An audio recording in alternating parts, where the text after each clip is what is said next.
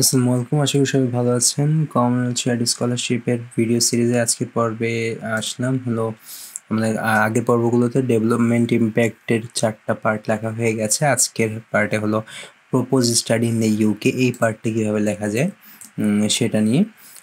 এটা হলো তো আজকে ভিডিওটা শুরু করি। এটা কিন্তু খুব শর্টই, 125 ওয়ার্ডস হলো ওয়ার্ড লিমিটের ভিতরে কিন্তু আমাদের এটা লিখতে হবে। সো কোশ্চেনটা কি, provide short outline of your propose study অথবা research. This should be written for an audience that does not have any prior knowledge of the subject, অর্থাৎ অ্যাবস্ট্রাক্টের মতো লে পার্সনরা যাতে বুঝতে পারে এরকম একটা আপনাকে লিখতে হবে। And must not be overly technical, any abbreviations or specialist terms must be explain. So আমরা এই ইনস্ট্রাকশন অনুযায়ী যদি লেখার চেষ্টা করি, সেক্ষেত্রে আমাদের প্রথমে আমরা একটু প্যারা অনুযায়ী লেখার চেষ্টা সবসময় করে আসছি। তো আমরা প্রথম প্যারা ওয়ানে আমরা লিখব কি, প্যারা ওয়ানে লিখবো হলো যে অবশ্যই ইন্ট্রোডাকশনে কি লিখবো, আমরা শুরু করবো যে আমাদের কোর্সের নেম অ্যান্ড অফ ইউনিভার্সিটি, এই কোর্সের না, এই কোর্স এই ইউনিভার্সিটি থেকে আমরা চুজ করেছি। দেন আমরা লিখবো হলো যে একটা ব্রড ভেগলি একটা আমাদের মোটিভেশন লিখবো যে এই কোর্সের স্পেসিফিক চুজ করার কারণ হলো এটা broad motivation for the course. Okay, then কি লাস্টে এই প্যারাগ্রাফের লাস্টে কি লিখবো, আমরা লিখবো হলো আমাদের একটা অ্যালাইনমেন্ট তৈরি করতে হবে, অ্যালাইনমেন্ট উইথ দ্য একাডেমিক, অথবা এটা হতে পারে প্রফেশনাল গোলস অ্যান্ড স্কলারশিপ অবজেক্টিভসের সাথে আমরা অ্যালাইন করবো কীভাবে এই কোর্সটা আমাদের একাডেমিক অথবা প্রফেশনাল গোলের সাথে আমাদের হলো অ্যালাইন করে। ওকে, তারপর আমরা প্যারা টুতে আমরা কি লিখবো, প্যারা টুতে আমরা যাব হলো মডিউল এবং রেলেভেন্স নিয়ে কথা বলতে।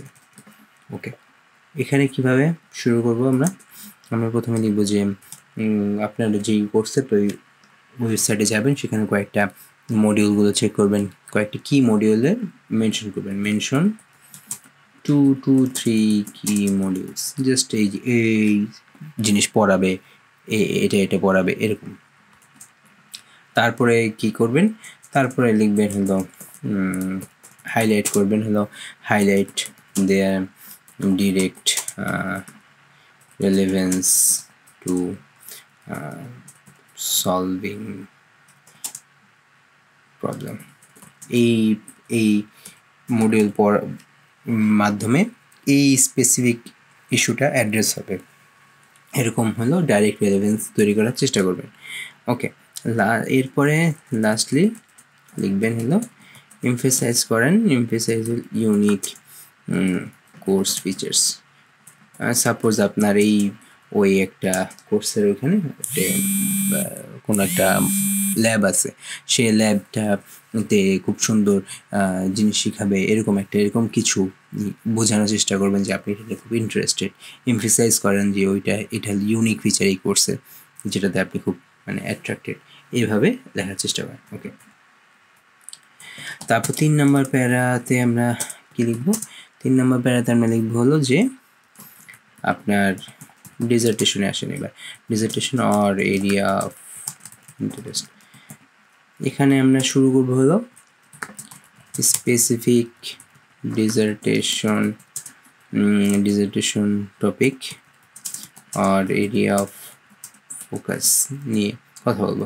আপনার হাতে এই কোর্সে আপনার আপনার ডিজার্টেশন করতে হবে, সো ডিজার্টেশনের এই ধরনের ডিজার্টেশন নিয়ে আপনার ইচ্ছা আছে, বা আপনার এই জিনিসের এই স্পেসিফিক এরিয়াতে কাজ করার আপনার ইচ্ছা, বা ওটা নিয়ে আরও ফার্দার রিসার্চ করার ইচ্ছা, এটা নিয়ে আপনি লিখবেন আর কি। এরপরে কি লিখবেন, এরপরে আপনার হলো ফুটিয়ে তুলবেন importance of what, importance of addressing the gap in knowledge, যে আপনার এই জায়গাতে কাজ করতে চান, বাট আপনার এইখানে আপনার এই নলেজটার বা এই এক্সপিরিয়েন্সটার আপনার কমতি আছে, এই স্কিলটার কমতি আছে যেটা আপনি এই কোর্সে পড়ে আপনি গ্যাদার করবেন, বা অলরেডি আপনার আছে এই স্কিলটা, সেটাকে আরও শাইন করবেন। তারপর হলো potential impact on home country, মানে আপনার নিজের দেশে আপনার হলো কি করবেন এই কোর্সটা করার পরে, সেটা হলো কি ইম্প্যাক্ট রাখা যেতে পারে, বা আপনার ওই এরিয়া ফোকাসে, ওই এরিয়াতে স্পেসিফিক ওই জায়গাতে আপনি কি কাজ করতে পারবেন বা কি পজিটিভ ইম্প্যাক্ট নিয়ে আসতে পারবেন সেটা লিখবেন। ওকে, এবার হলো লাস্ট প্যারা 4 কি লিখবে? প্যারা 4 আমরা লিখবো হলো ইম্প্যাক্ট অ্যান্ড স্কলারশিপ অ্যালাইনমেন্ট নিয়ে।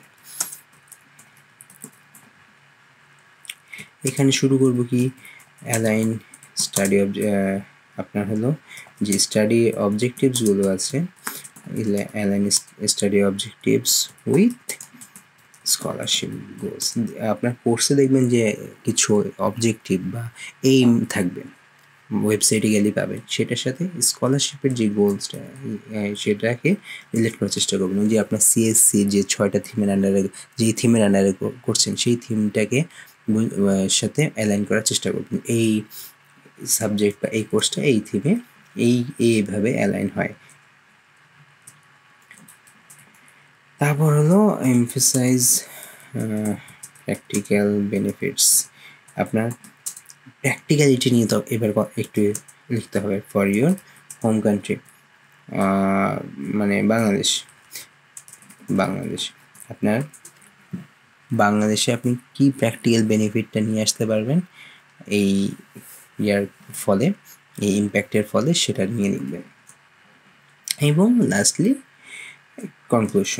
কনক্লুড করবেন কিভাবে? Conclude with commitment, of course commitment to development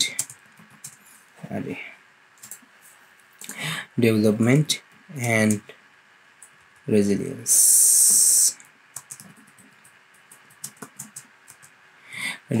আপনি ডেভেলপমেন্ট এবং রেজিলিয়েন্স নিয়ে যখন আপনি কাজ করবেন, সেটা নিয়ে আপনি এই যে একটা কমিটেড, এইটা নিয়ে আপনি একটা পজিটিভ একটা কনক্লুশন দিয়ে এই লেখা শেষ করবেন।